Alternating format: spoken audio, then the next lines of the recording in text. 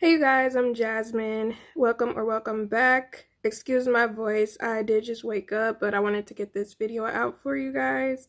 I wanted to give you guys an update of what my 30 days of daily uploads gave me, like what my results were, as well as I'm going to talk about the things that I did, what I'm going to do moving forward, because I am going to be continuing this challenge into August. So it's going to be a 60-day roundup sometime in September where I share with you guys how the progression was, how did I grow, as well as in addition to me doing 30 days in August, I am doing something a little differently. So we're going to see what the growth is like once I complete it. If you guys are new here, I do occasionally post content creator vlogs where I share with you guys tips and tricks, especially my experience of growing specifically on YouTube. So you guys can feel free to check those out. There are a whole bunch of juicy topics, a whole bunch of information that are in those vlogs. So feel free to binge watch that playlist, or if you find a video in there that interests you or could be helpful for you, make sure you check it out. If you have any questions, I do respond to my comments normally within 48 hours. So let me know your thoughts in the comments because I am very active in my comment section. Posted 28 videos and 2 live streams for a total of 30 videos. I only do long form content only. If you guys want, I did a content creator vlog where I share with you guys reasons why I don't really like posting shorts when you are doing long form content on YouTube. Feel free to watch it. It'll be linked in the cards as well as in the description box down below. I also posted 10 community posts, and I've kind of started to, I want to say sometime at the beginning of this year, I started really actively posting in my community posts, and I feel like it's very helpful with connecting to your audience, whoever is viewing you, whoever is interested in your content. It just, like I said, it does build community when you engage with them, create polls for them to vote on and stuff like that. So also, I'm looking at my notes, by the way, if y'all were curious why I'm looking down. But I did start vlogging, which it's been interesting vlogging. I will say I do get low views on my vlogs, but my watch hours are pretty good, surprisingly. And I ended up looking and I realized that my actual subscribers are the ones that watch my vlogs, which shout out to y'all. I truly appreciate y'all for rocking with me because I've done vlogs before on another channel and it did not do well. But I guess it's better to build up consistently showing up and building a community before you start vlogging because, yeah, I really wasn't expecting them to do as well as they did. I'm going to continue posting vlogs for probably say the remainder of this year, and then in January 2026 I will give you guys an update on what my thoughts are about vlogging and if I will continue doing that. So make sure you guys stay tuned for that. So I posted 6 vlogs, 8 food reviews, and the thing about food reviews, keep in mind I am a variety content creator. I create content about a variety of different things, which in my opinion is the reason why I do have slower growth than most people. But usually when it comes to my food reviews, the views trickle in over time, specifically because a lot of people are searching for specific foods. Those are more like search-based in my opinion. I also did 4 beauty/hygiene related videos. I did 1 grocery haul, which I realized that within me doing grocery hauls, it would probably be better for me to just add those to vlogs. I did 3 chit chat videos, which did well with watch time. That's one thing that I noticed. A lot of you guys end up liking my chit chat videos where I'm discussing something specific. Those tend to hold your attention and you guys will jump in on the conversation, which I really do appreciate you guys for vibing with me. And then I did 5 YouTube/social media content creation videos. It's been a while since I've been really proactively creating content creation videos, but I've been doing and experimenting with a lot of different things. So I was like, I might as well just bring you guys with me on a journey of making these videos. And some of you end up finding them very informative. So I'm like, cool. The shortest video I posted was 1 minute and 46 seconds. And then the longest video I posted was 21 minutes and 55 seconds. I'm not gonna lie, I'm actually surprised that the shortest video didn't show up on the shorts, but I think it's because I recorded this way instead of like this way. What is it? Horizontal versus vertical. I think that's what it is.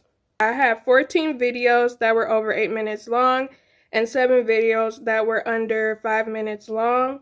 2 videos that I had were over 100 views, which I am kind of sad about. I'm not gonna lie. You know, I created a lot of content, 30 videos total. And I thought that I would have more videos over 100 views, but I did not. Anyways, I had 8 videos over 50 views, and everything else was under 50 views, which is crazy. But I know over time that a lot of those videos will build up views, so I'm not as pressed about it, but I do wish I would have gotten more views within that month. And, you know, it kind of does make me wonder if posting too much does overwhelm the algorithm, but we gonna see come this next month. I did 2 live streams. The first one I did was 2 hours and 31 minutes long. It gained me 98 views.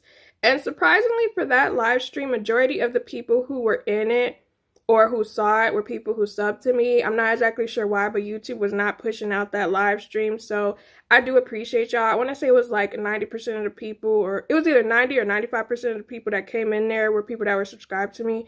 So that kind of shocked me because normally it's not that many. And then the second live stream I did for 1 hour and 26 minutes. It had 122 views. And in total, I acquired 16 watch hours from those 2 live streams, which I did a video on my experience of doing live streams consistently, what my thoughts were about that, if I think it's good or beneficial for growing on YouTube. You guys can check that video out. If I wasn't so concerned about getting the wrong subscribers for my variety channel, I probably would have been more interested in doing live streams. But I watched that video because I end up expanding more, but I do notice that the subscriber quality is not the same because people are subscribing more so for live streams more than my content. So yeah. So this is something that I was like, you know what, I should share this, and we're going to talk about affiliate sales before I jump into like the actual numbers and stats. So I do post affiliate links on majority of my videos. They are in the description box. A lot of times I will shout out, hey, you know, if I'm talking about a product or if you guys see me talking about something, I will shout it out. If you guys want to buy it, link will be in the description box down below. That's normally what I do. And sometimes people will buy from me and use those affiliate links. So today I'm going to share with you guys what my results were for those 30 days in July. A couple people bought some items from Amazon and Target, totaling $219.65. And my commission was really low in my opinion because a lot of items were beauty, hygiene related. So my commission was $3.92, which to me is very low. One of the things I do plan on doing is experimenting in the future with other items like fashion, potentially home decor. Also, I feel like people bought food products from me too, and I feel like that's why the commission was so low, because commission is low on food as well as beauty, hygiene. Now, as for my total affiliate link clicks, I got 240 clicks over the past 30 days in July. Now, let's get into the numbers of it all. So, in July, I got 307 likes across all of my videos, 11 shares. That's like people sharing my video out on Facebook, Twitter, Reddit, Threads, whatever. And then I got 150 comments.